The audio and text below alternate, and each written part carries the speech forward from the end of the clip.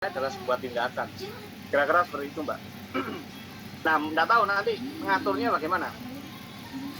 Baik, mungkin langsung sesi tanya jawab aja ya Pak, biar diskusinya Boleh, bisa lebih dua boleh. arah.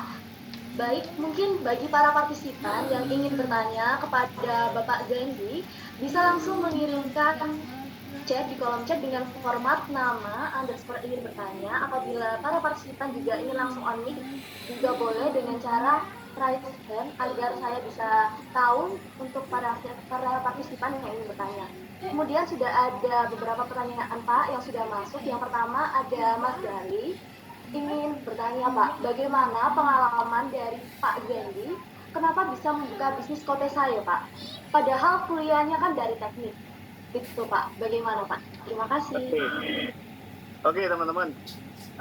Menarik ya. Sebenarnya pertanyaan ini tidak cuma 1, 2, 3 kali. Mungkin ini bagi saya sebuah pertanyaan standar gitu ya.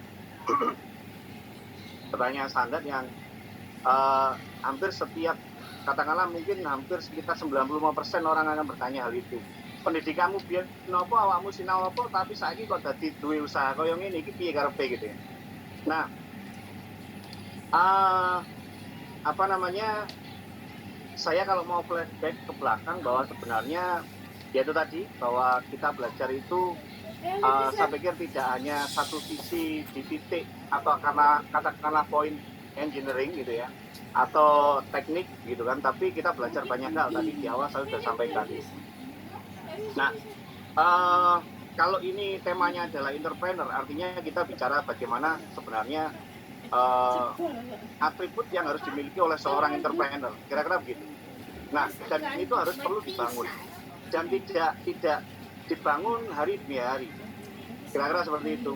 Nah, kalau misalkan kita mau bicara bagaimana caranya, saya akan beritahukan 1001 cara gitu. Tapi kalau misalkan yang paling penting kalau menurut saya adalah kita harus tahu why-nya dulu. Kita harus tahu why-nya dulu. Alasannya kenapa kita harus jadi seorang pengusaha, kenapa alasannya kita harus buka kopi sai misalkan begitu, kalau misalkan mau ditanya kopi sai. Nah, itu penting sekali.